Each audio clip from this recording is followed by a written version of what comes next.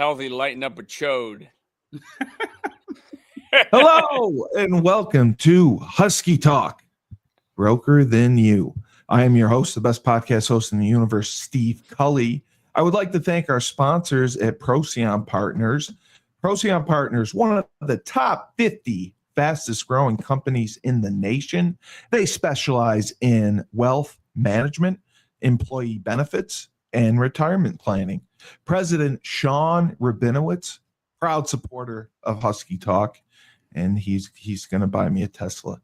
Green Street Trust International, owned and operated by Renell Jump. They specialize in tax plans for businesses large or small. They will save you money or get you a big fat return. To schedule your free strategic tax planning session today, go to www.greenstreettrust.com.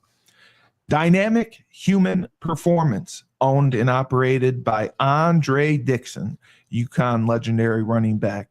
He has a 5,000 square foot state-of-the-art facility. He works with boys and girls of all ages, all sports. He just started a brand new boot camp program where 7 days a week, if you want to get in shape, 6 a.m., show up. Andre will take care of you.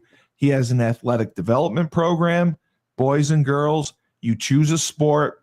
He will train you from the ground up and develop you to reach your potential and be the best you can possibly be and play at the next level, play in college. Andre has sent kids, boys and girls, on scholarship all across the country in all different sports.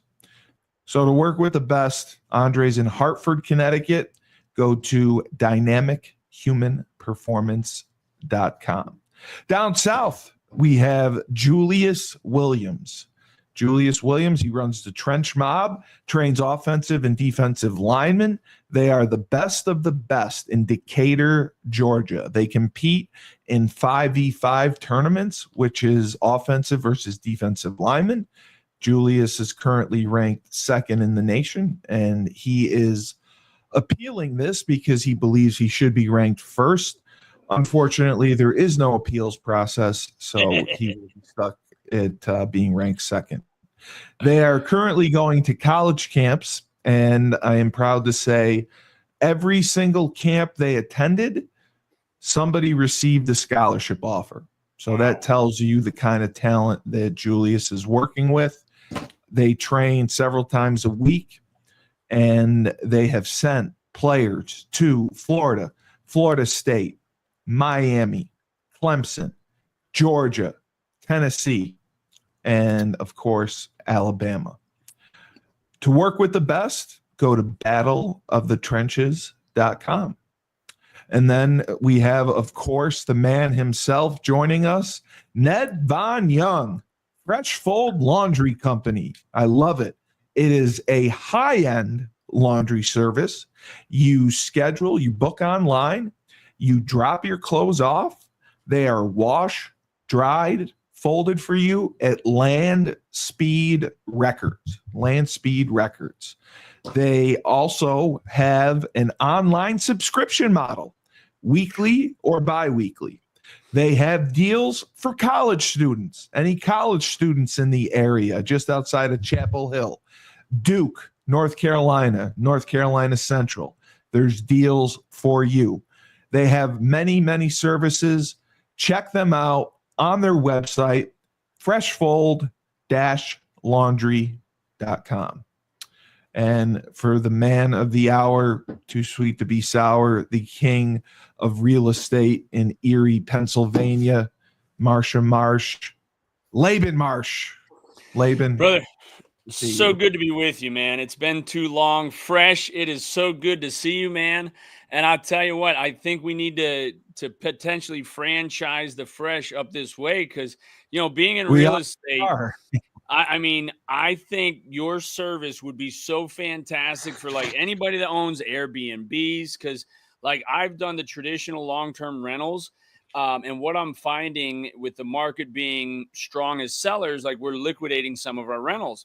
And I just cannot, it baffles me how poorly people take care of properties and things like that. And I've always worried about Airbnb because of like the sheets and having to turn over linens and all that stuff. And yet the more I run into Airbnb products, they're so much better maintained.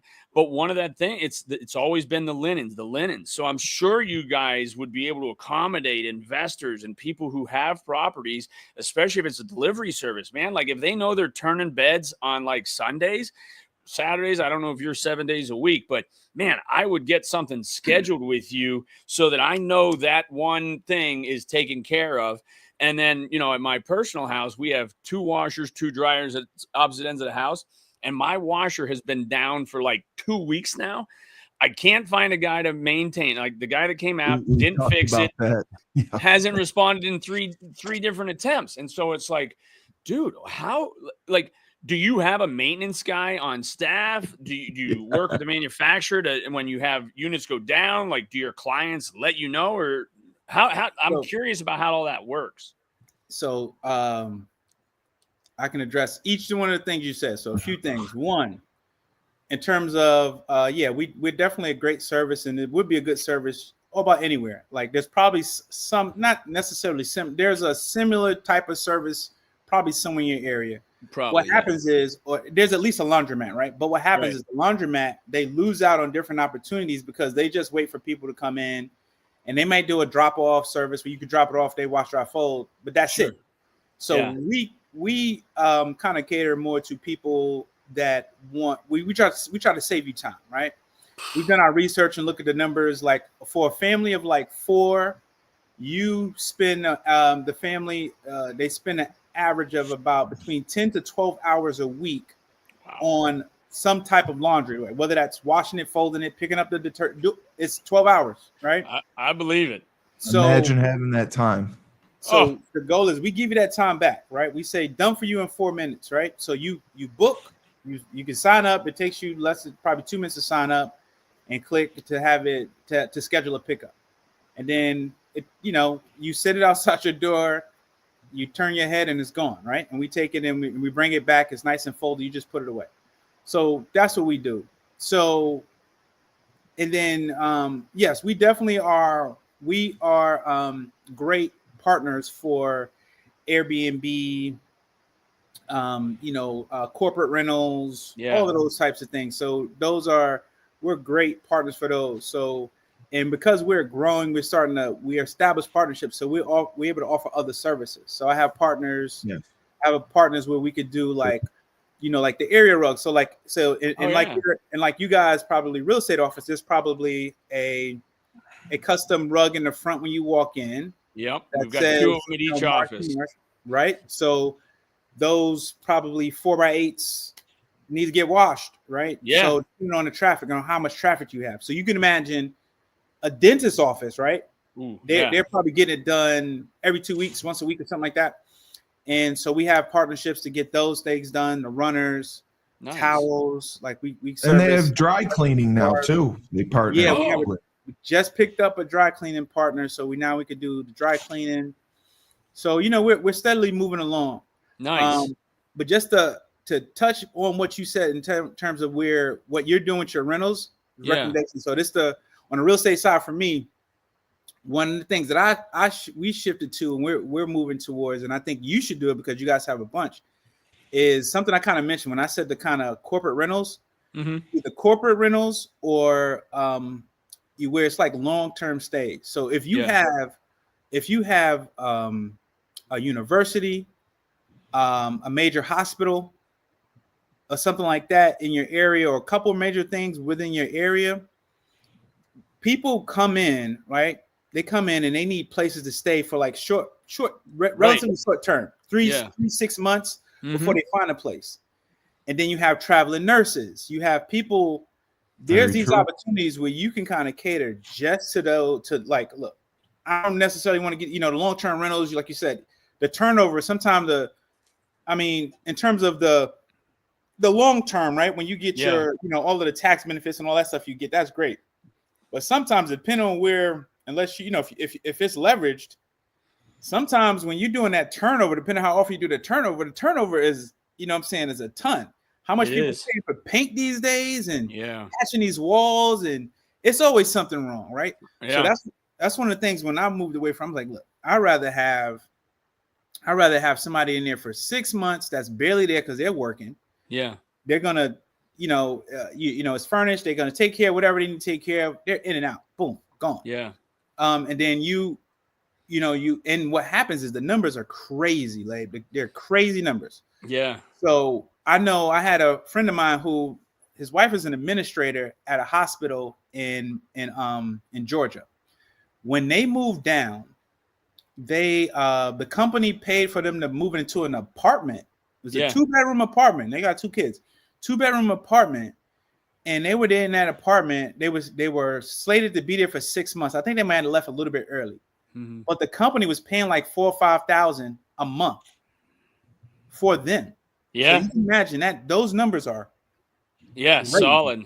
Right. So, and I think that's where at the end it's, and again, I'm always so torn because, and even with the investors that we, manage for, they'd really rather have a more long-term tenant because of the turnover you're talking about, where, there's natural wear and tear, but, that was where I started to find some of these places I get back. It's like they haven't been painted in 10 years because the tenant stayed so long. Or like there's a time on the market where a place would come vacant and I didn't even have time to do anything. And the tenant's like, oh, we'll take it like it is. So, as an investor, you're like, man, if I don't have to put any money into it. But the problem is at the end of that tenure, whenever it is, man, now you've got so much work to do. And like we've talked about having more regular like inspections or walkthroughs. But listen, all people do is they clean up the day before the walkthrough. So you go in, it looks great. And then 6 months later, when they actually move out, it's like, dude, I was just in here 6 months ago. How did you?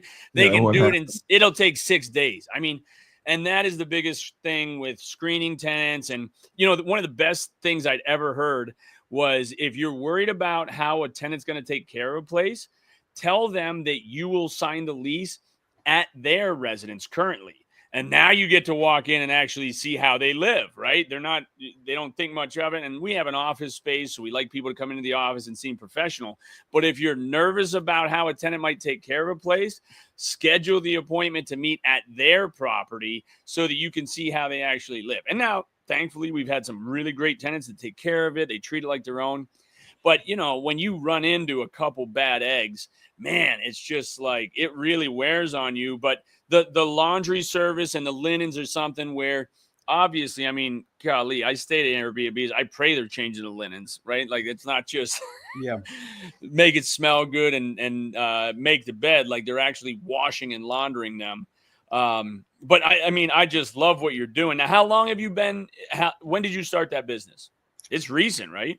Yeah, January. Really January, man. So January, we kind of opened up and just kind of been rolling from there. But do you have a brick and mortar? He's got a vast portfolio too. We got an actual facility, and we got a facility that where we do our stuff. Actually, we got commercial washer dryers and do stuff like that. Yeah. So yeah, we're in and it's a nice space just for that. Like it used to be a laundromat, and but I just turned it basically. I'm like, look, this is a facility now. So yeah, multi-use facility where they can get a couple of different things done. Yeah, and it works great because actually there was a competing laundromat, or it still exists. There, it's like 500 yards away from where, probably 500 meters from where my location is. You can go up the road and turn in, and it's there.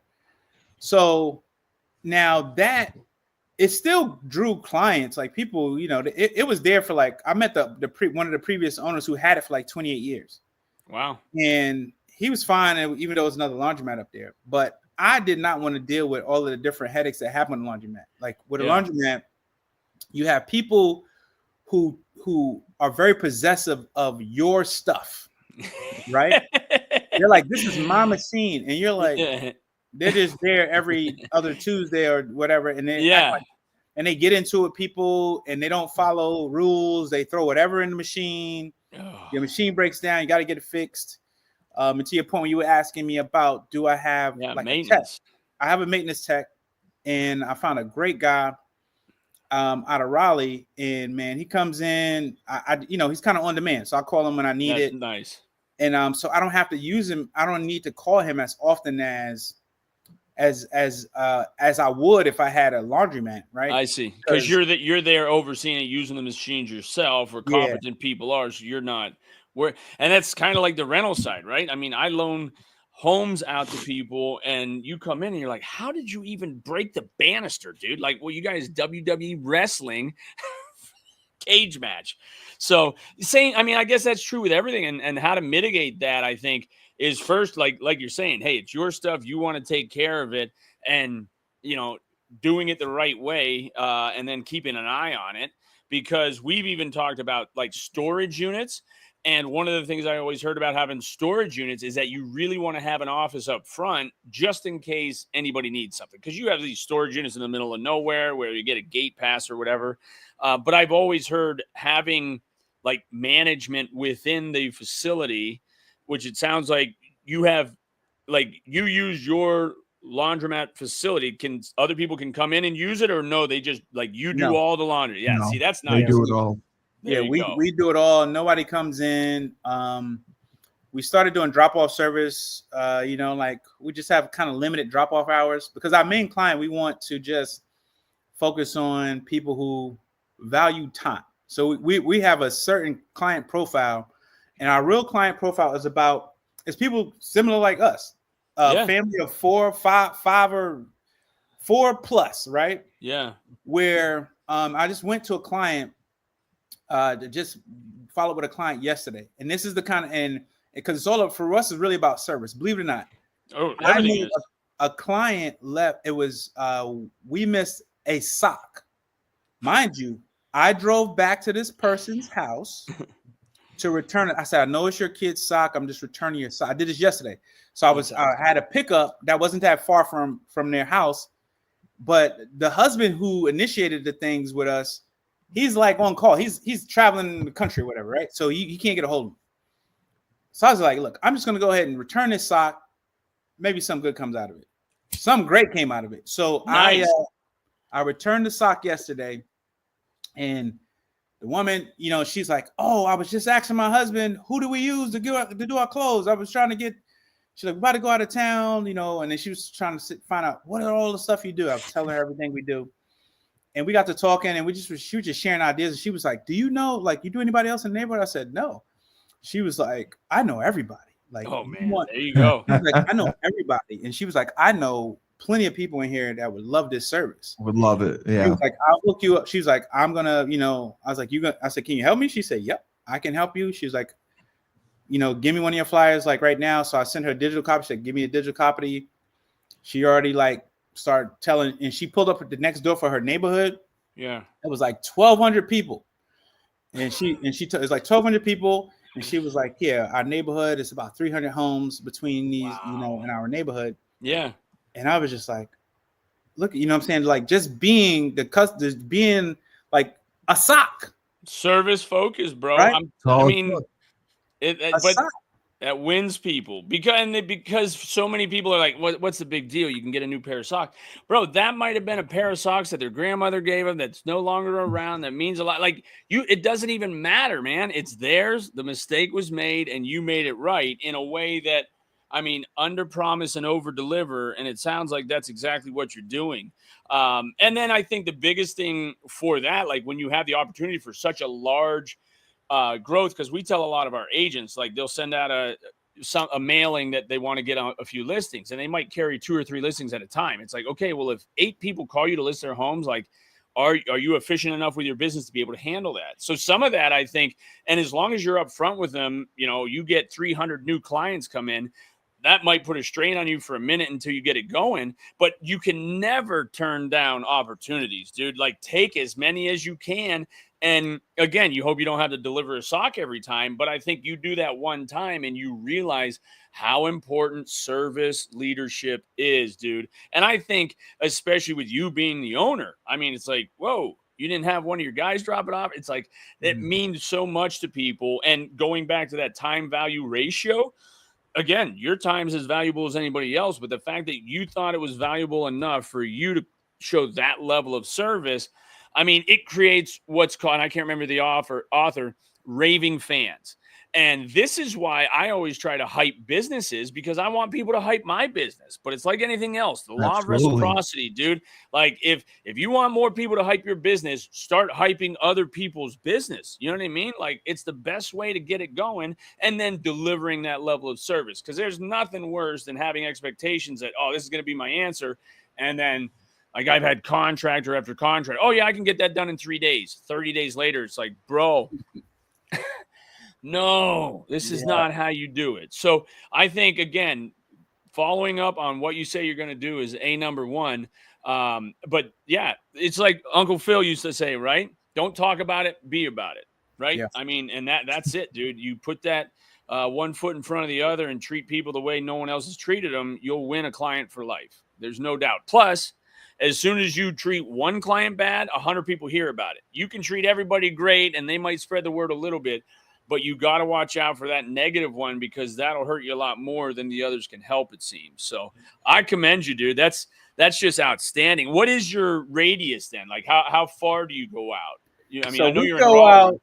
We go out about we're about 40 minutes from, we go out roughly less than an hour from our location. Okay. So our location is actually in Carborough, which is like Carborough. Weird. Like Carborough, just imagine like all of this is Chapel Hill. Carborough is like inside of Chapel Hill. Oh, so Chapel Hill is all around Carborough. It's like a dot in it. Wow. You know? Okay. Yeah. So it's a small place, but Chapel Hill is all around it, and that's why I kind of focus on Chapel Hill, because it's like it's gonna hit Carborough. I don't need to say Carborough. I just kind of put it out there. Okay. So, which is Orange County, Durham County. We do a little bit of Wake, because Putnam County. We did. I'm not sure. Should be Chatham. I know Chatham, Durham, Wake, and maybe a little bit of Alamance. I'm not sure about Putnam. Oh, okay. I bet. Yeah. Where is NC State's close by though, right? NC State is in Wake County. That's in Raleigh. Okay. Yeah, my daughter's she's doing a audio engineering course. Like she's doing like a camp at North Carolina State. What audio engineering? What's that like? It's like a camp. So she's going there learning about like radio production, how sound, like producing, if you want to produce music and things like that. Right. So yeah, she liked really that stuff. So that's why she went to the high school she went to. They have a whole kind of studio. Really? Like record, they got studio, they got all kind of stuff in there. Oh, dude, that's awesome. So that was her draw, because initially she wanted to go to high school that's like literally you could walk from our front door, she could be inside the high school that's next to us in like 5 minutes. Like she could just walk upstairs and be in the back door 5 minutes. That'd be too easy. But we decided and I told her, I said, look, let's just visit the school, see what, because I knew the school was a better school. I was like, it's a better school. It's a more well-rounded school. And the school that's closest to us, I felt like they put way too much academic pressure on people. It was just like people, kids in there like stressing out, going on crazy. I was like, look, and the athletics were better. I was like, you want to go somewhere where you can kind of, utilize some of your athletic ability. They have really good academics too. Yeah, but they have a balance. There's no pressure. It's like, look, we want you to do the best you can. We understand you're an athlete. Yes, you guys got to leave school early at times. You don't get dinged for that. It was just a great thing. And then I started coaching at the high school too. So it's like, all right. Nice. Were you coaching football? Track. No, I coach nice. Track. What events? Throws. I do throws. Yeah.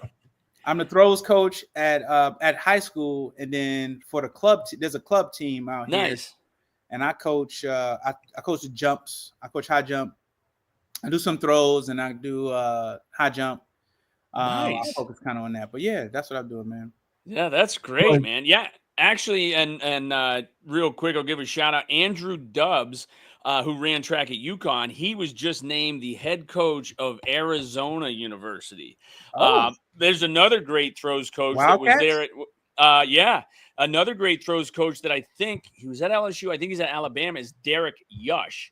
I mean, he has produced some monsters. So I love that UConn alumni still, I know, I think it was Will Thomas, I think, coached out in California for a bit. Mark Jellison was coaching out at UC Berkeley for a time. I mean, dude, UConn has so much talent out there, but I love to hear, athletes like yourself giving back. So you're at the high school and club level then, right? Yeah, I do high school and club. Man, that's great. But And yeah, you do jab, shot, disc, all that? all the throws. Yep. That's I can do all the awesome. throws. I could do all throws. Really, I could do all. I could coach. I've been a head track coach before.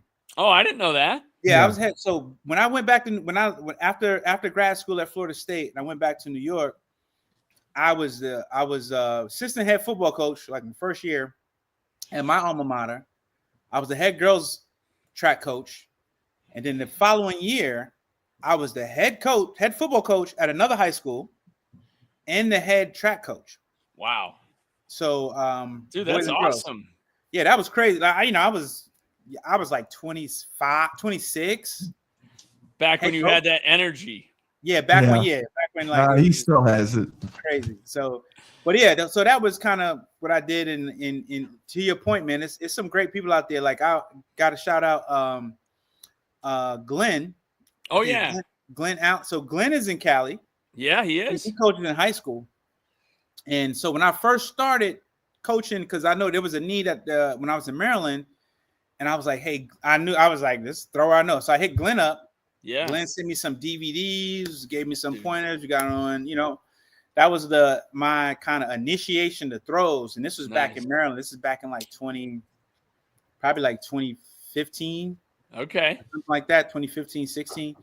And yeah, man. So, which is good. Wow. It's good that the alum, like they just, I've gotten help from, remember Elliot Blount? So, yeah. He was the head coach where he is the head coach at St. John's. Yeah. I think he's still at St. John's. I love it. He is. Oh, he wow. is. We have some alumni track guys. He's a part of that chain. So anytime we're in hoop season, he still tries to root for St. John's, and it's like, don't do that. Don't do that. Yeah, he's torn because he's a New Yorker too. That's the thing. So I know. Yeah, no, but yeah. So you're reaching out to the right people that know things. And again, I mean, and I was fortunate to send an athlete from my high school up to UConn. And there's pressure with that though, dude. You know what I mean? It's just like how referrals work. Like you don't want to give a referral that doesn't pull through. Man, you look oh man, but my girl won, I think, 2 Big East titles, finished second and a third. I mean, so when you can deliver the goods and then they follow through, man, it makes you feel a lot better. You said the pole vaulter up there? Yeah. She's now a graduate student down in Louisiana.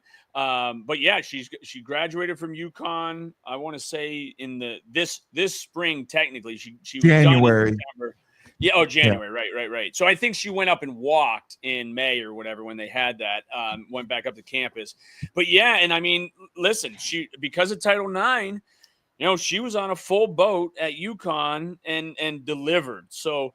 I've got all kinds of pressure on me to see who the next athlete we can get into the scholarship ranks. And man, my daughter's going to be a senior. She was just down at a college volleyball camp. I'm taking her Friday morning to visit the college that my older brother went to, where he's got his jersey in the rafters. So I'm hoping that helps a little bit.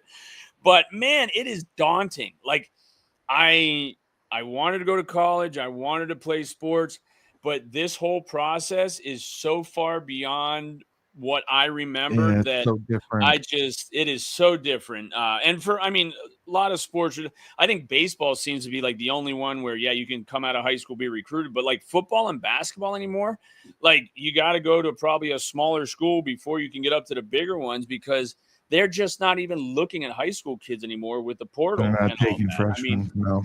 Yeah, and I don't know I think part of that's the lag of the pandemic, but I mean, what now you can go to JUCO and it doesn't even count against your eligibility, right? Isn't Doesn't that true? count. You No, get like 6 years now, right? Is that right?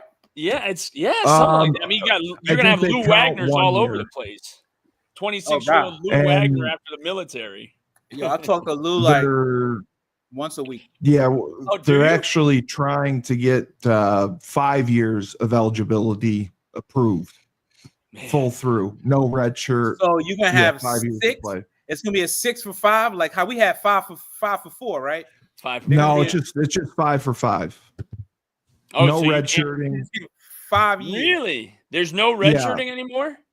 Yeah, they're trying to pass that because athletes are complaining redshirting doesn't help them, and by staying 5 years, your 5th year is where you'll maximize your value for NIL money from the school, so they don't want to take that away from them.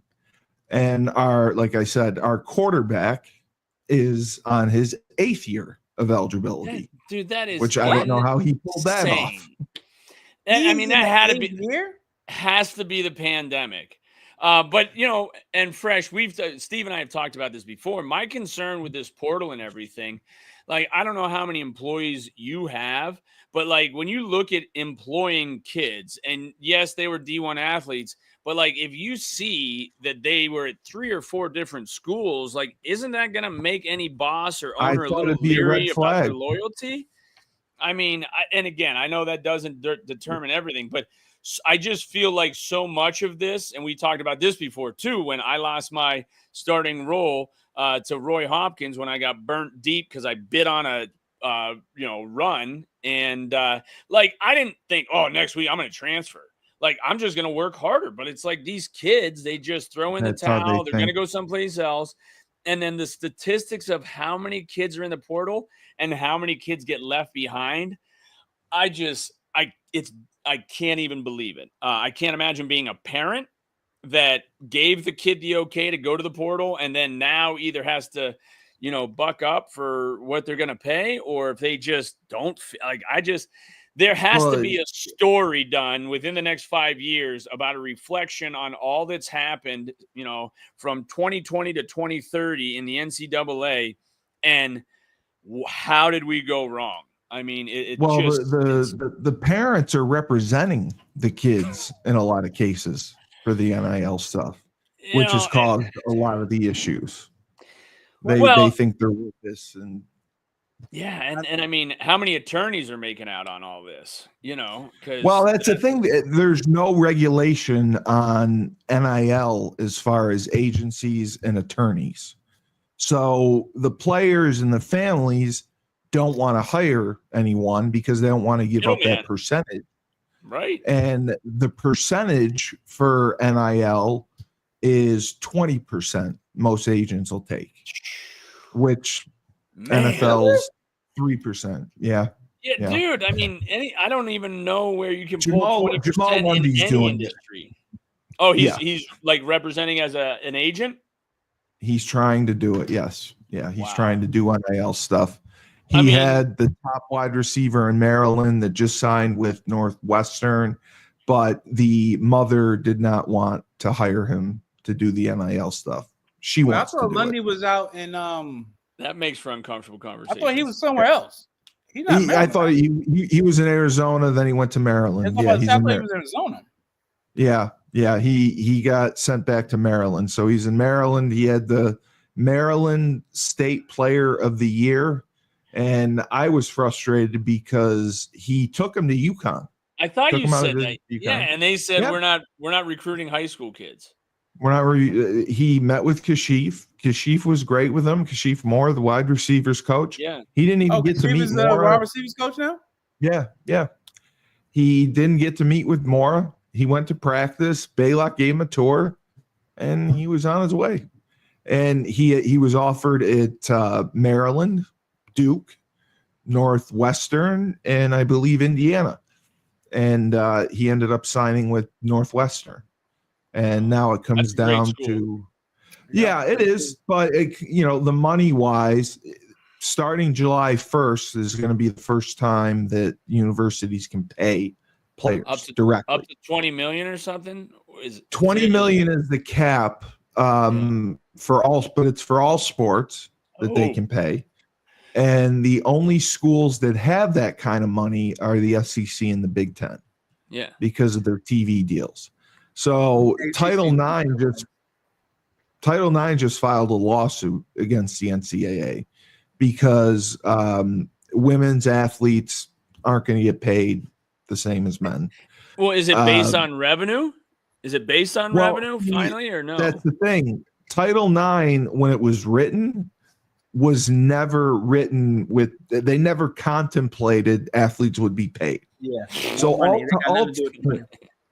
all Title IX was concerned with the number of sports and the number of scholarships was equal for it's men an equity and women. thing. It's an equity thing. Exactly. So how do you throw equity out the window when it comes to actual revenue? I mean, they that's the thing. They've had this revenue for years. They've just never had to share it. So imagine how these executives are, where they got to peel back from their personal kitty and they kick have. it down. Yeah. So I got some thoughts about it, man. I think, and you know, I know you're closer to it. You speak to a lot more people, Steve, but I'm thinking you're going to see a lot of sports go away because you're going to see a lot of people, a lot of like what Hofstra did with the football program. Yep. They're just going to start like, look, it's too much of a headache. They're going to cut sports. Because the sports, we know which revenue sports are revenue sports, right? Right. Exactly. So it's like you are complaining about, and no offense to, you know, any sports I'm going to say right now, like no offense to lacrosse, no offense to field hockey, no offense to those things or crew. But guess what? Y'all don't bring any revenue. So football, basketball floats all you guys. So we funded, funded. So yeah. For one, so my thing is, I think they're gonna have to find another way to kind of go around it, man. You're gonna have to have. They got to have revenue streams. Yeah, you're gonna have a revenue stream, or you're gonna have some donors that, like, you're gonna have to have somebody who's passionate, who's passionate, who's now doing wealthy and doing some big things that can give back. Like, you know, we're fortunate enough to have some, you know, like at UConn track teams, fortunate enough to have somebody like that. Oh man, you know Trisha Bailey. You know, so you know, Trisha's, you know what I'm saying? Like, that's a blessing. But she's a queen, dude. She was there my freshman year. And wow, I mean, the track program. You can only pray that, you know, former athletes are that successful, and credit to her for what she's done, but even more credit for giving back. Like, there are a ton of people sitting on a ton of money and they just don't feel the need to give back to the universities. But I almost wonder about like it was always, as soon as they get paid, they're no longer amateur athletes. But even in like the high school level, like we're starting to see club sports, and you know, Fresh, like with track and field, like in Eastern Pennsylvania, it's all clubs. Now, to compete for PIAA, you go with the school that you're with, but like, especially in the pole vault, not many schools have pole inventory, have the $20,000 pit, have a competent coach that the kids aren't going to get injured. And so now you've got these clubs working. And so, again, if you don't have a club in your area, sorry, you're just not going to get a chance to compete at the next level. And it's so unfortunate. But I'm wondering if, like, the crew, because, you know, Katie, good friend of ours, Katie was on crew, you know, one of Meg's teammates. Meg played field hockey, and they've won national titles, but they still don't bring revenue. So, like, I've always thought, because we're starting to see it at high school, and you're seeing it, the WNBA and even the NBA now is like wearing Publix, you know, on their, like, you're going to have to go to corporate sponsors for some of these things. I mean, and I'm sure the university, you know, just wants it to be UConn, but even with, like, when you look at Nike and Under Armour and Reebok, it was fun watching that thing on Shaq and AI, the new president and vice president of Reebok basketball. I didn't see it yet. I took a little, I saw a preview. It's good. Oh, it's very, I mean, it's just like, for being in business, it's definitely, and man, Shaq, that dude's a monster as far as entrepreneurial. But I love business. And so I think that's the sort of thing where you're going to have to start thinking of creative ways where there's revenue opportunities from outside sources that aren't necessarily the university. And it might require, fresh fold laundry to be on the back, neck or something. I mean, and then even there, like, where is the value? What can you truly get for that? It's really interesting. And I mean, I'm always open to listen to different ideas, but I haven't heard anything that makes a whole lot of sense when you There look at isn't. how do you balance a budget, revenue and expenses. And again, what are the expenses for all these universities? It's now going to be paying kids. I look at the back end, because I know with my 8 entities how challenging it is to file taxes and stuff. The Like, what are overhead. these kids like putting tax money away? Is it W-2? Like, I don't know. They're all 1099s. Are they 1099 really? 1099 independent contractors. Dude, there is no way if they're They're 1099, gonna these be guys able are to paying manage it. taxes on time. This is going to Yeah. get so bad because we are in that industry. And I have to tell all of our agents, listen, the check that I cut you is gross revenue. Like, Uncle You Sam have to doesn't take see your it until taxes you out. file Yeah. it. You better pull 25 to Yes. 30 out right away and be disciplined, because that can get you in so much trouble. Yeah. Not to, and aside from athletics, like, if you don't have a full scholarship and now you're absorbing, whether it's through student loans or something else, I mean, I worry about our future and the kids and Well, their yeah. positions financially, because, that's the other thing. Like, I know when I was in high school, or college, I wasn't able to handle 100,000 of revenue. I'd be blowing money on Papa John's pizzas and all kinds of stuff. Like, DP dough. oh, DP man. dough. DP dough, yeah. Yeah, but I was never a calzone guy. that's the biggest problem with UConn right now is our television deal for football is with CBS, the CBS network. I'm pretty sure we pay them to be on TV. We don't make a lot of money from that. The Big East just signed. We're leaving SNY. We're going to like Peacock and a couple other different streaming services. That's going to be messy. So the revenue coming in, they're not going to have that to pay. So they're going to be more dependent on donations and the NIL money. The NIL foundation, the piece of it is Store Central. Store Central is $12 a month. And, you're supposed to receive insider news. You're supposed to receive interviews, different shows, whatever. They don't give you that. So there's no real incentive to join Store Central other than you want to give some money back to the kids. And, they have maybe 10,000 members, and 10,000 times, $12. That's not enough. Peanuts. Yeah. That's why, we were saying that at least, we've been talking with them about putting our content on there on either UConnHuskies.com, on UConn Plus, or Store Central, because it can increase traffic to the website. It can increase people joining the C Club. If you ask people if they know what the National C Club is, half of them say no.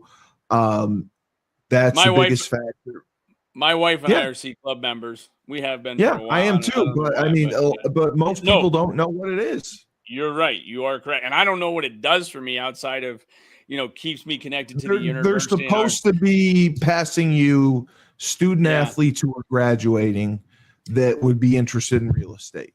Oh, see, and that'd be great. Now, mentor to them. Now, I do remember, because every year, and I give credit whether it's Paul Caddy now or if it was Nancy Stevens that would do it, but because Meg was field hockey alum, there was a field hockey team member that would call us every year, tell us about the annual donation and if we donate. So, because listen, and I had a buddy of mine was pitching me on an event coming up to Erie with Ryan Shazier. He's got a big foundation for, back injuries and things like that. But this guy invited me over, sat me down, went through it. And man, when people ask for money, it's one thing to get a little, hey, dear business owner, would you contribute 20 grand? And it's like, what? But when they sit down and explain what the benefit is, all that you're going to, get from it, the exposure, all that, it goes a long way. And to that point, what it sounds like UConn's doing is over promising and under delivering, which anybody like, us all running businesses, you just can't do it. You got to pound the pavement and give people a level of service above that.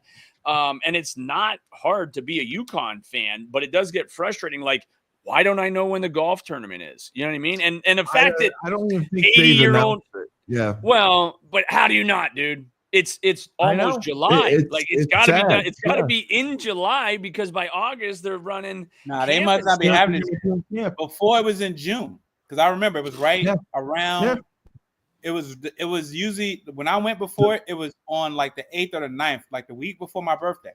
Yeah, the summer workout time. Yeah. But how can you lean on Andy Baylock at 80 years old? God bless him, and he is the greatest glue to that. Well, I told him, I said, give me your Rolodex. I'll call people.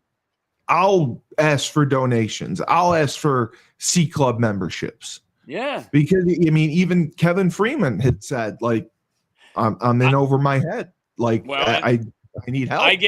I get his email, for that. Yeah, his newsletter. Even the newsletter is the same thing they used to mail to us. That's just 8.5 by 11. Not even letterhead, bro. Just straight black and white print. Like, how do you not have UConn football letterhead? I mean, and we were all recruited when I remember our media guide was ranked huge. Number 1 in the country, and it was awesome. You know what I mean? You're like, wow, we're going into a high end, it is the most expensive state in the 50 per capita. These guys know how to spend money the right way. I was just telling my son, Drew, he's like, hey, did you ever go like across the country or anything with football? I'm like, well, they recruited our classes that we were going to play UMass in Hawaii. And Drew's like, did that happen? I'm like, no. It got us there, but no, we never made it to Hawaii. So, it's again, that under promise, over deliver. And it was great to be playing at UConn, but it would have been nice to play in Hawaii, especially be that we beat Massachusetts twice the year they won the national title. Exactly. Yeah. But they need consistent revenue streams coming in. Because even when I talked to Burton going into this, Burton was like, I have to do this every year, try to raise that kind of money. And I think that's where it's not like residual like insurance, dude. There are people who have budgets that are like, hey, man, I'd love to, stroke a check again, but it's going to be half of what it was last year. And you're banking on your budget. This is why zero-based budgets are important, dude. You cannot assume you've got revenue coming in from areas that are not guaranteed. But that's why it's a mess. And it's unfortunate, but we're winning. Yeah, well, and I think that's where if we can keep winning, I saw we just signed up Duke for 27 and 28. We did, and Duke football's improved. They were worse than us for a while. It's total basketball school. Ever since Cutcliffe? What was that quarterback coach's name? Ever since that dude showed up and David Cutcliffe, he left. Yeah. Oh, but is he gone now? Yeah, but the problem. Left, man. The problem is our home schedule. We're playing against teams we can compete against. We're playing against teams we can defeat, but we're not bringing in massive names that 40,000 people are going to come to. Yeah. Our home attendance last year was 22,000 people a game. And they get that for hoops. So let me say the XL Center. Here's my thought with that. I think it's good to have the big names, right, of people to draw, but what it boils down to is two things. We have to win consistently. Yeah. Correct. Right? We got to win consistently. Which we should. Right? Which we should, right? So we got to win consistently, and once we win, then that's gonna draw people. And we really need to get to a conference. I agree. Yes. And I think the conference thing is probably bigger than anything. And that's something we've talked about for a decade. I remember as soon as we went to the American, it's like, ooh, but at least it was a conference. And even then, I'd just It assume wasn't be in the bad. MAC. I'd just assume be in the MAC, Tuesday night games. But yeah, the Bowling Greens and we got to get somewhere. I mean, I love ACC, and that's the challenge is that football is bringing down basketball, and they're focused on basketball, which is a revenue generator. That's the problem. Absolutely. But there's other schools like Duke and other basketball schools that have viable football programs that draw people if you're winning. And so, again, I mean, I think Coach Moore is doing all he can. I can only imagine the challenge of, like, we talked about right after the spring game, one of our top dudes just bolts played the whole spring, and then the day before the game or something just takes off. No, that was the kid from Tennessee I was telling you about that did that. Okay. Well, quarterback but I mean, from Tennessee. But we did have transfers that left after spring practice. Oh, that's right. That's the dude that left and ended up making less money than if he would have just stayed. He went to UCLA and left. The dude that went to UCLA. Yeah, but how many times? Tennessee. How many times do you have to hear stories like that? And I can only imagine, like, you got to figure these universities have probably good counsel to where they know how to negotiate better than, especially if parents are representing these kids. And man, and we say this to people all the time, because I had a woman send me a text message today asking if one of my sellers would take like 15,000 less than what we're asking. And I'm like, I'm not answering that. I know what they're going to take because of what they're asking. Put something in writing. Like, is it cash? Are you having inspections? So, but you'll have these young kids that say, oh, we'll pay you 100,000, and they don't get it in writing, and they just think it's hearsay and they owe you something. And it's like, no, dude, it has to be in writing. Get it in writing. And There's not just, right. Exactly. And I think that's where how many of these kids are out there just like the wild, wild west without, or they've got something in writing, but it isn't signed by, the decision makers or the right people. I worry about the kids of our future just because I think so many parents think they can do it themselves. And it's just like in real estate, right? You think you can sell yourself the home on your own because the market's so strong until you get somebody that gives pushback, and now you got to negotiate, and you don't know what to say. And so you either call us and we come rescue you, or you don't, and we see it in the file, and it's like, bro, you got hammered. I could have saved you. I would have netted you more even with paying me the fee. So that's where going back to like Jamal, if he's charging 20% and he's getting people, he's only charging 13. Who cares? He dropped. And I don't mean to blow up his business. But model. Most people charge 20. Most people charge 20. Well, and I think that's where if you can create that edge, and listen, I don't care who you are. You see the gas stations, man, somebody dropping it by 10 cents just to get them. And there's some people that are just going to go to the lowest cost versus the best value. And I think that's where, like, as Fresh sat here and gave us all his value initiatives, like, I don't even care what the price is, man. I know the value, and I trust you're going to take care of it, And then I tell people this all the time. If I hire you to do something and then you either come in and with overages or I will pay you, I just will never use you again. And trust me, that is even worse than if we just work it out and I continue to give you business for the next 10, 15 years. I mean, you can't see the forest through a tree, but at the same time, you have to add value to these kids. And a lot of times it might not be a full scholarship, but just educating kids. I think that is what's exciting, is that hopefully they're learning some financial literacy before they get out. Whereas for all of us, I mean, you absolutely have to, or you're going to get fleeced. And that's the worst way to learn. And so I do hope there's guys like Jamal out there properly advising these kids, explaining to them what options they have. And this is true in real estate too. Listen, a seller doesn't necessarily have to take the highest price. Like if they have a better feeling about a buyer because, they're new to the neighborhood or they have a couple kids or whatever the connection is, it's not always about the money. A lot of times, and I like to think for me as a coach, I provide so much more than just the technical aspect of the pole vault. I'm encouraging to your kids. I'm supportive of their kids, not only in the pole vault, but in other things they do. Like, if you don't look at that whole package, man, you're short-sighted. And I think the other thing is with all these deficiencies in the process, there is a way to come out on top and differentiate yourself, whether it's as an agent or as an advocate for these kids, because I'd hate to see them get fleeced. And I just feel like there are so many people out there just lurching around, waiting to get somebody that just hears numbers and doesn't look at the whole picture and how they might be able to help you even after the school days are done. Because I think that's where, Steve, what's amazing about what you're doing with the podcast is you are connecting all these people, learning about what they're doing after the fact. Because when I got out of college, I thought I was making the NFL, make all the money, and I don't even need to worry about what profession I'm getting into.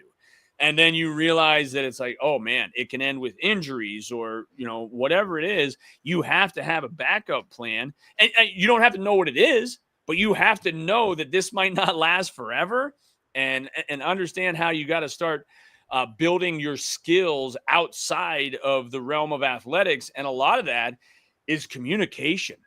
I had somebody, we were at a restaurant with my 9-year-old the other day, and somebody said, man, he looked him right in the eyes and told him the order. It's like, yeah.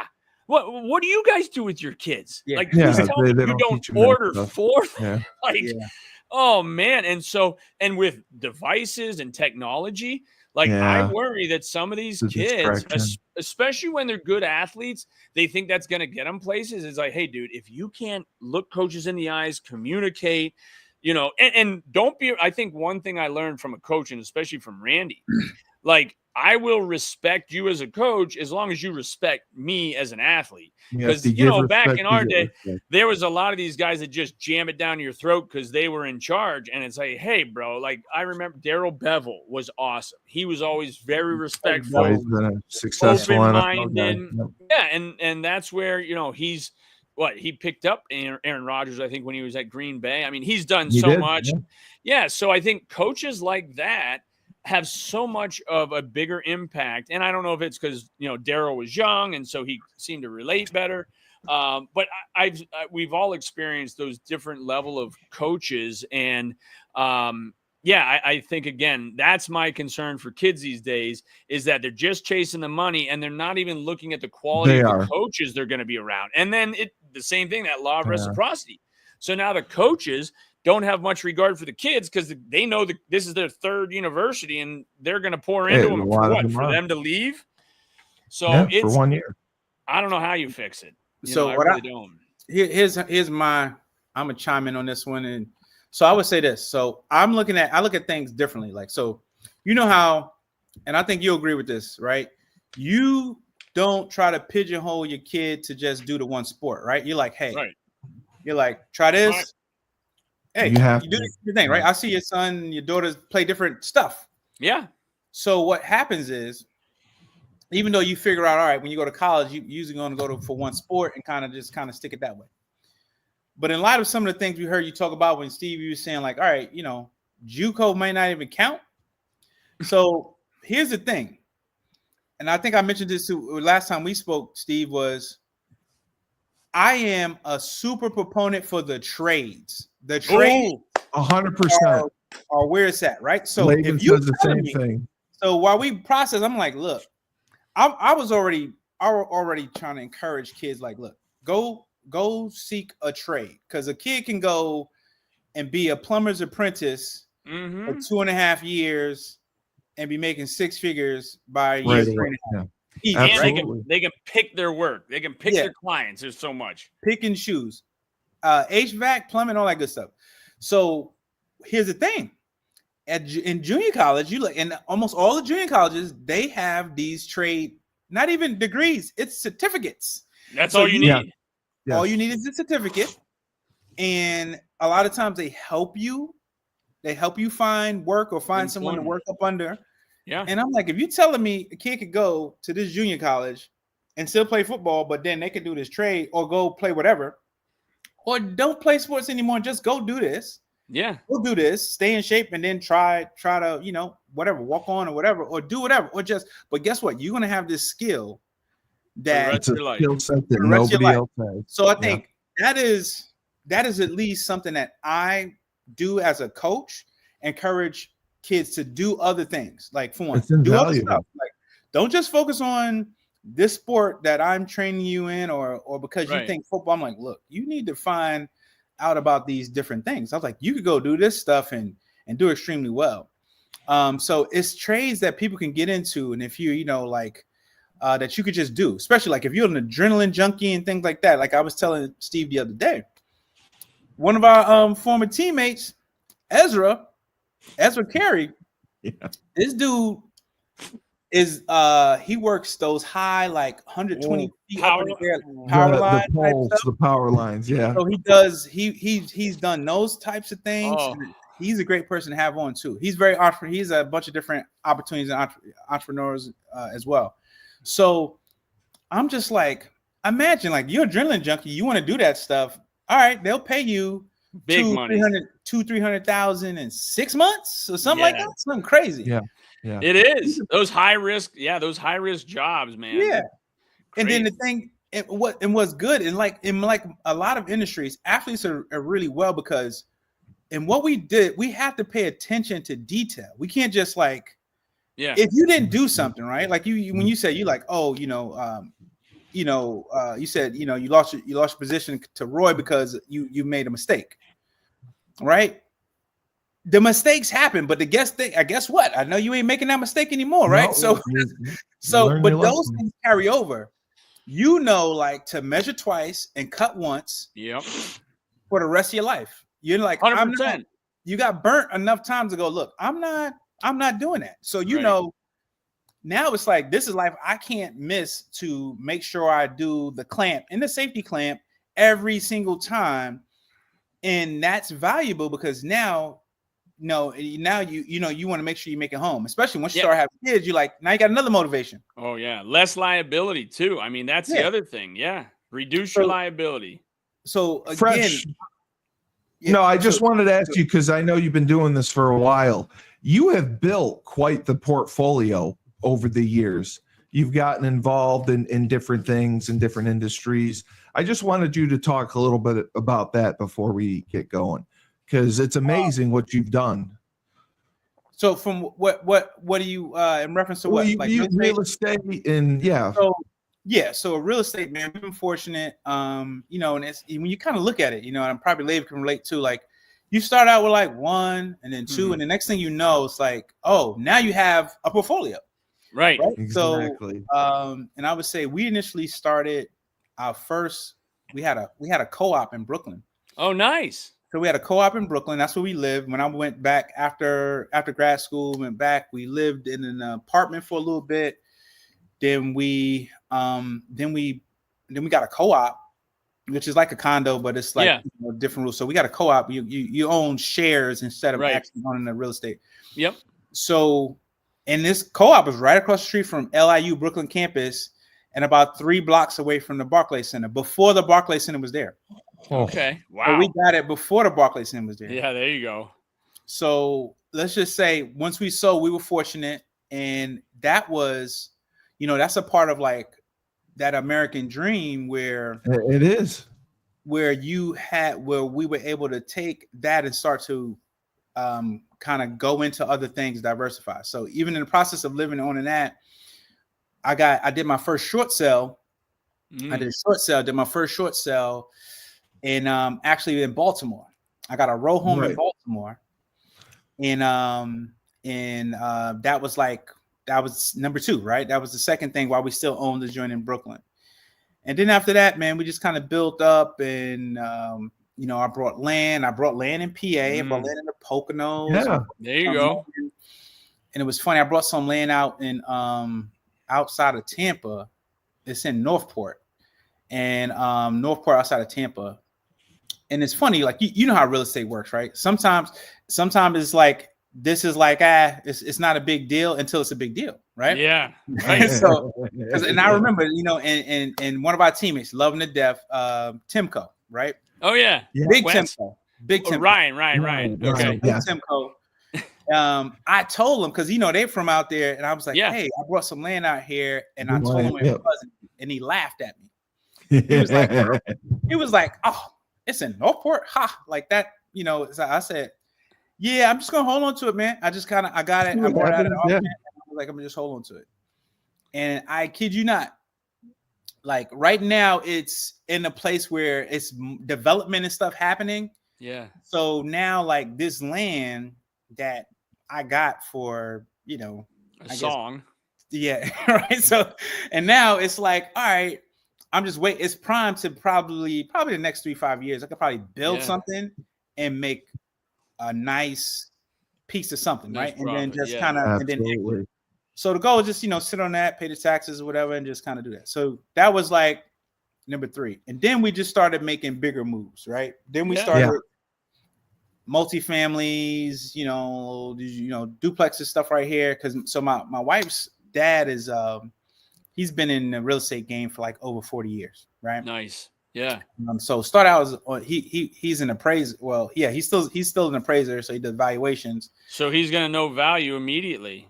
And that's where, like we said, like when we were buying, we've been selling more lately, but I didn't spend more than 60 cents on a dollar on anything I bought, just because as a professional, I knew when there were good deals, and you don't win on all of them. But like, I always tell people, you make your money on the front end.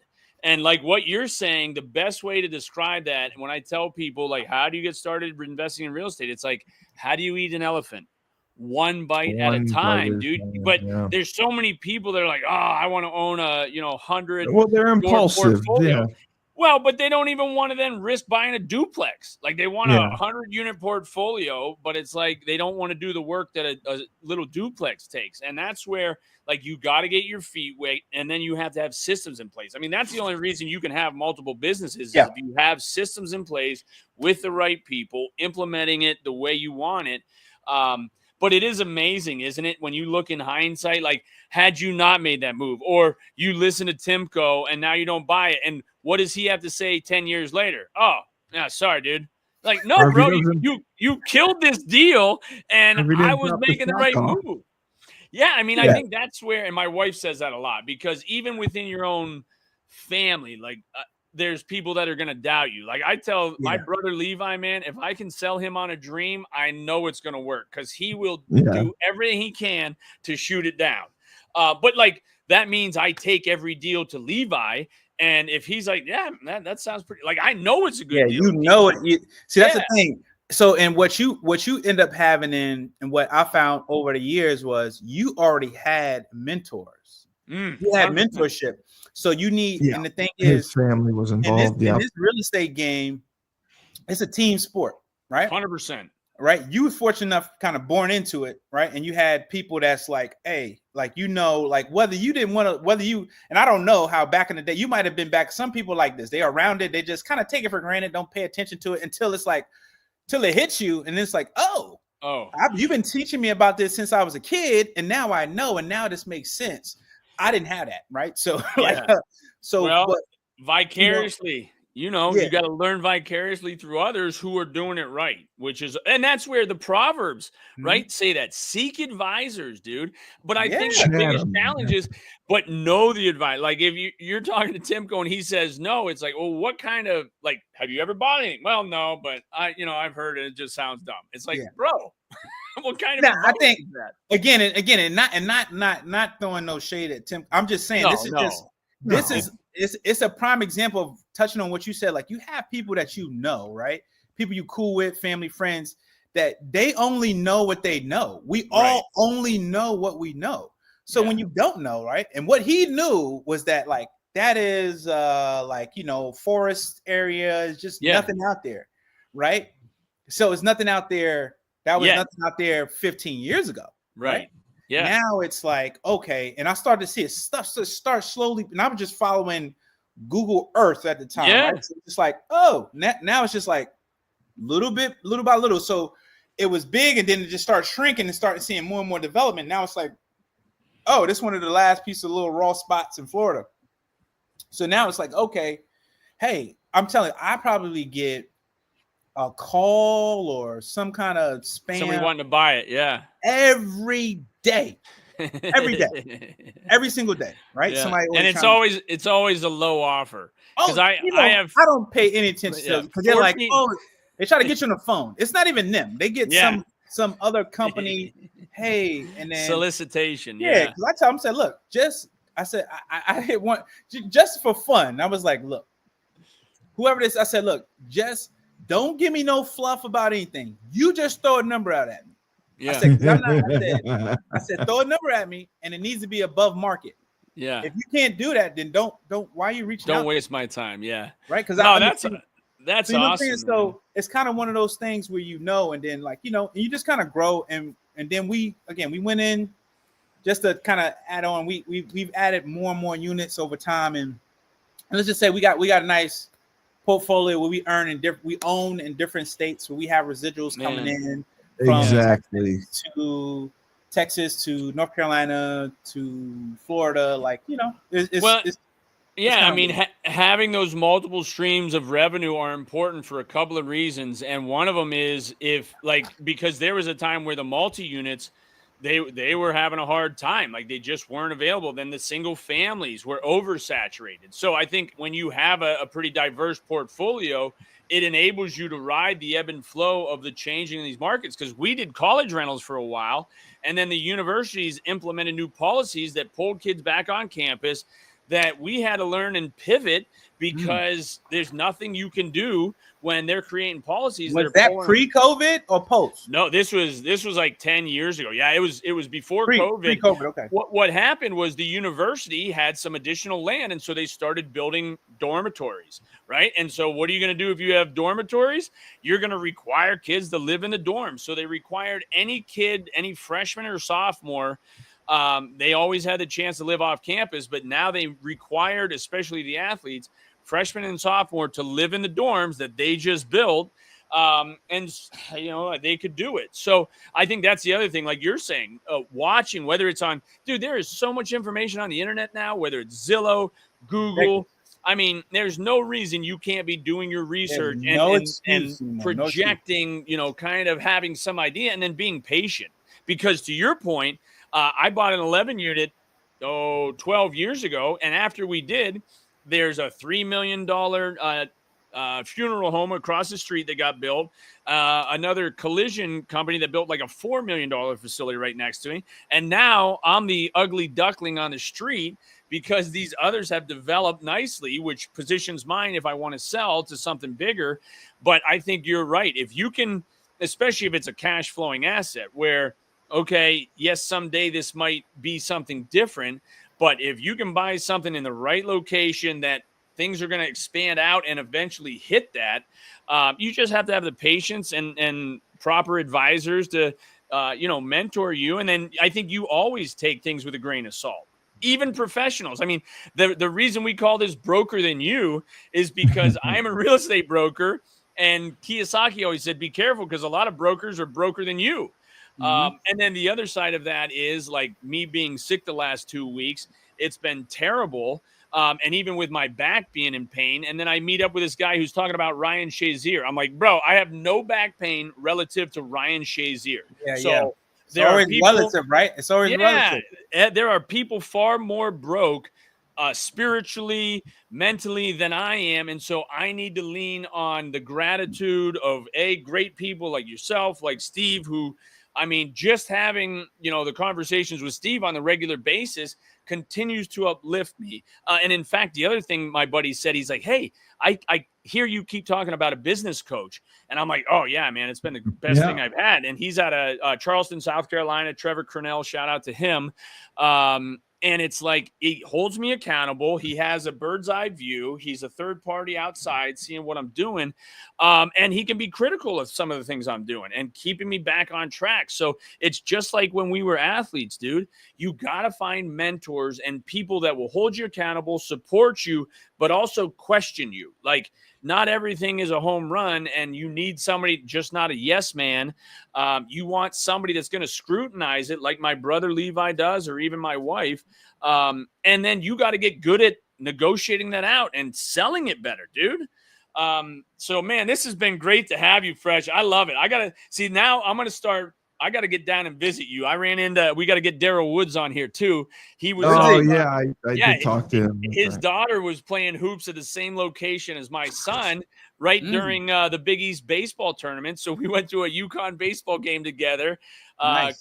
Chris got us in the friends and family section. And so I got to catch up with him a little bit, but yeah, man, I'm just so glad we've got so many kids that we went to school with that are doing so well. And I do think a lot of that stems from not only our athletic background, but the camaraderie we had together. And I've always said the secret sauce of UConn athletics was the competitiveness. Like, bro, I remember when you were, we'd be playing DB and, the drills, man, it was going against you. It's just like, bro, Jordan Younger, AC, like all the guys, like, yes, they would bust you. And Carl Bond still would call me weak link. I'm like, bro, you can call me weak link all you want, but I will shut you down.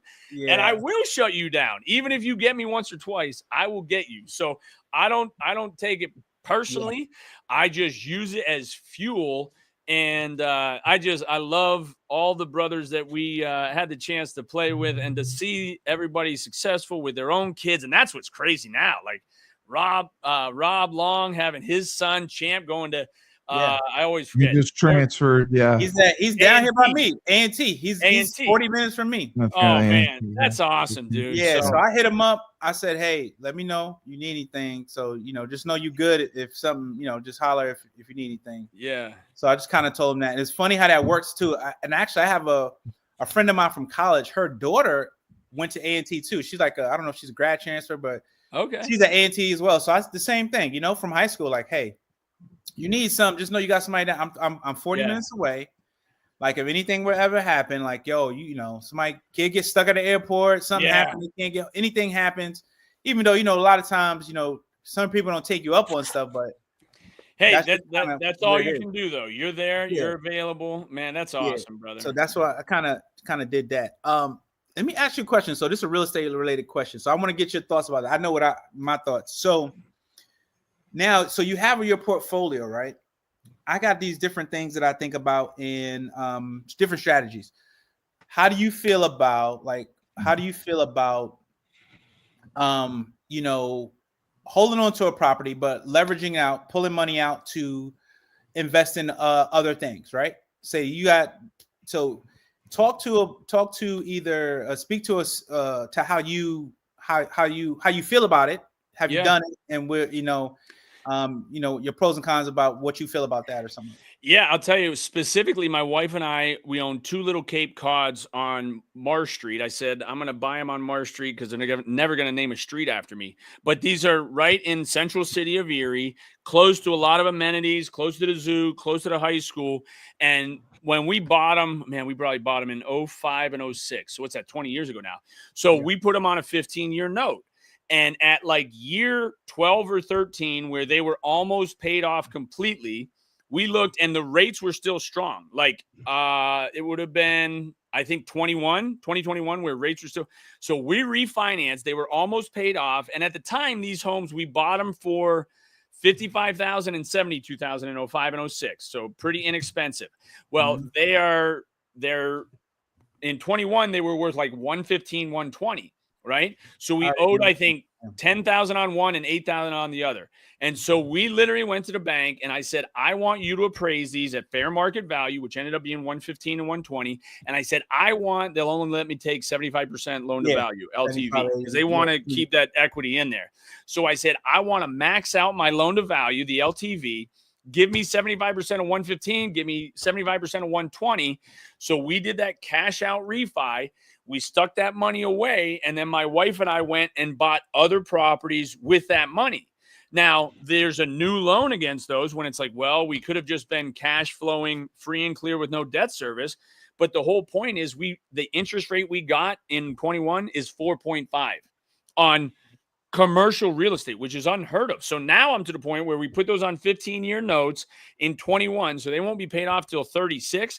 But with rates where they're at right now, I'm not even paying a nickel over the lowest level of debt service because I don't want to pay it down early. I want to keep it leveraged. And so the whole idea of real estate investment, and I tell people this with their single family home, they're like, well, I don't have any debt on my home. It's like, well, then go get a loan on your personal residence just for the down payment on an investment property. Like, you don't need the whole amount. If you're buying, say, a $200,000 property and the bank wants you to have 20% down and your home is worth $150, go get a personal loan for $40,000 against your $150, right? It's going to create a payment, but that's going to be down payment on, say, a duplex, right? 40,000 down on a $200,000 duplex, and that duplex cash flows enough to pay for that new loan and your $40,000 personal loan. Like in our area, you can do that. So to me, the beauty of real estate is the leverageability.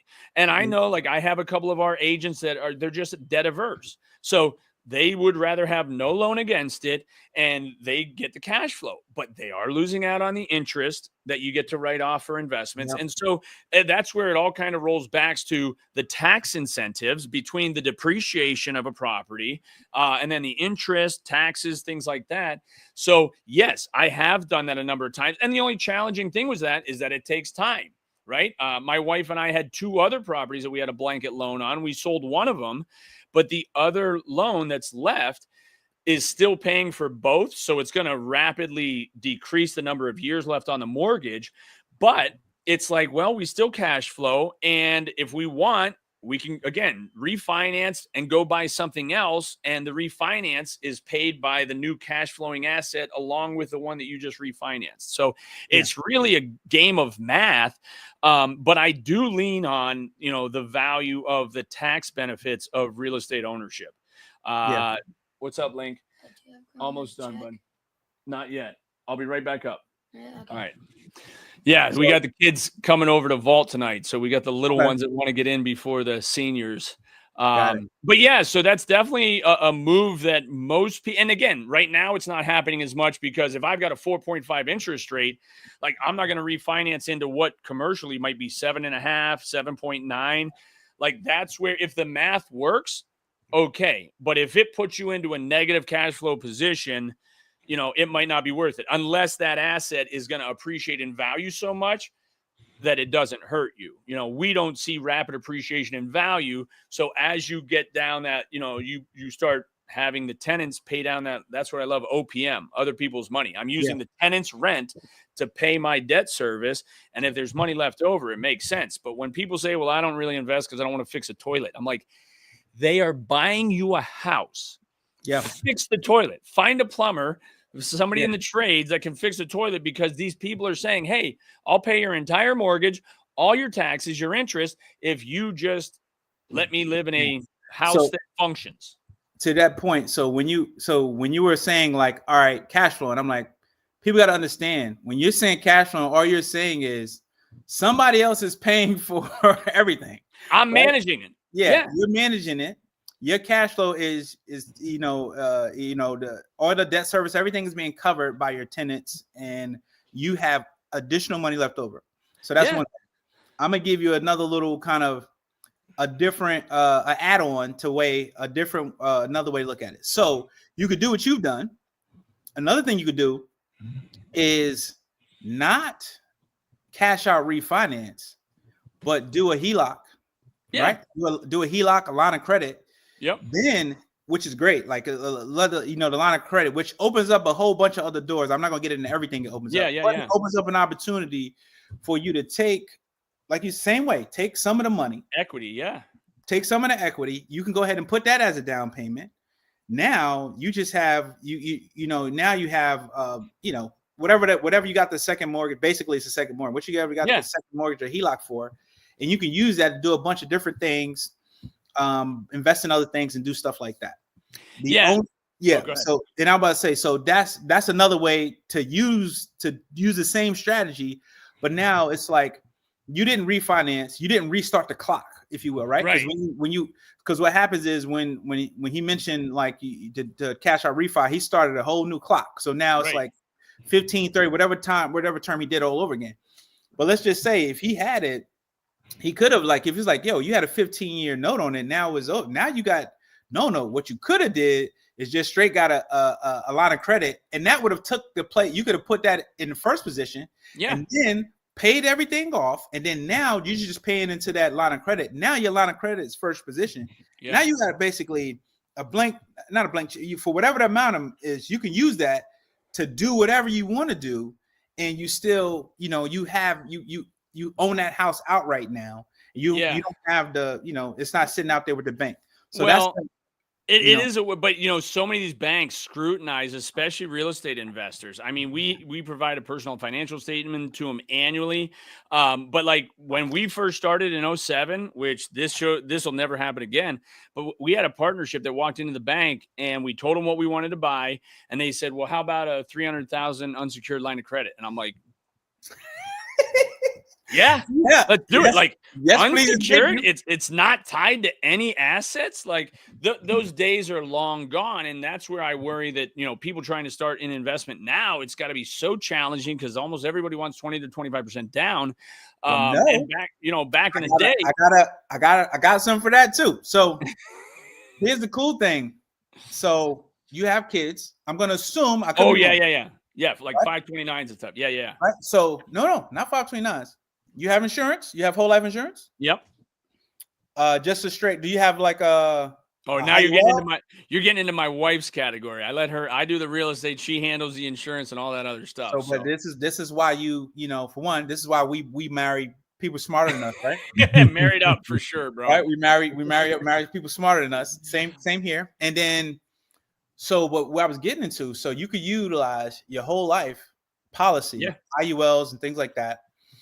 Or just a straight whole life. And men, you like what banks are not doing? Believe it, you're in position now where you can be your own bank. Yes, that's the next step. Yeah. You could be your own bank. So, and this is strategies we take advantage of now. Like if you have an insurance policy, you've been paying into it, and you have it where, so we have an IUL, it's tied to the market, it grows.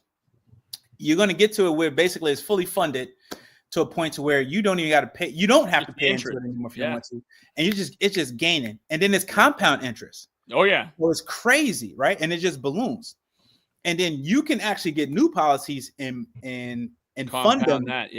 Compound that.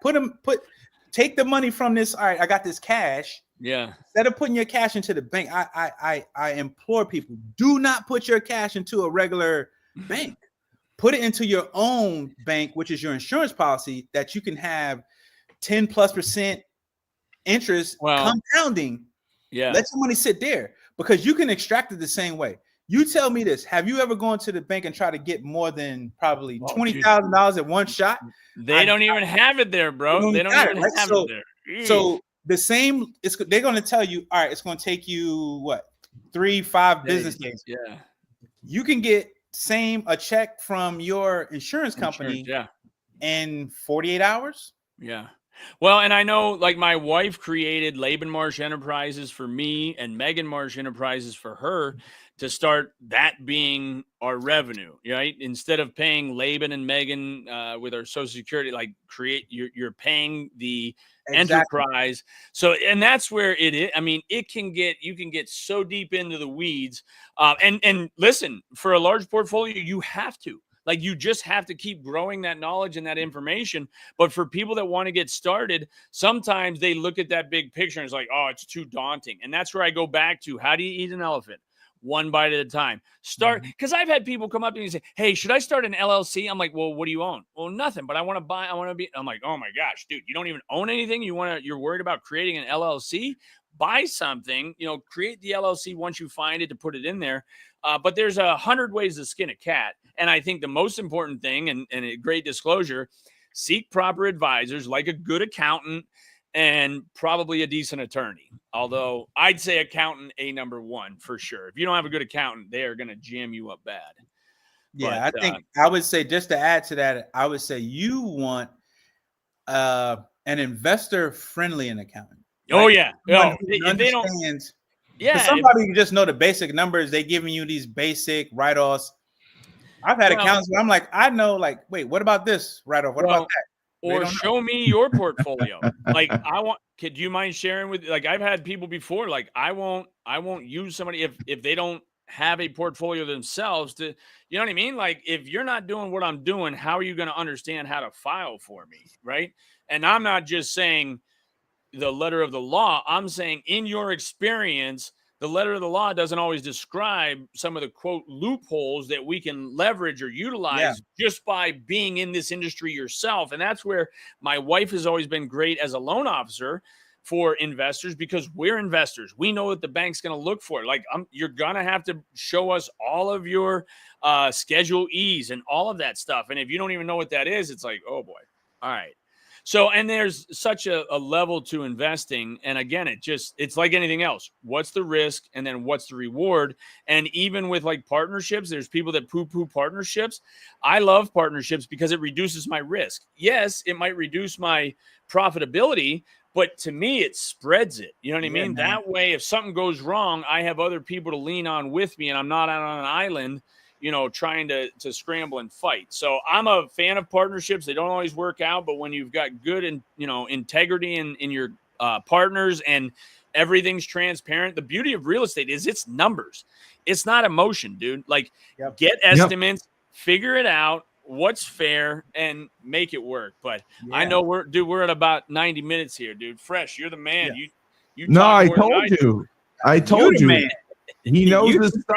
That's why I brought him on for you, Laban. I love it, man. Shoot, I wouldn't have got through. I told Stevens I wouldn't have got through that freshman math class. It wasn't for you. That was so.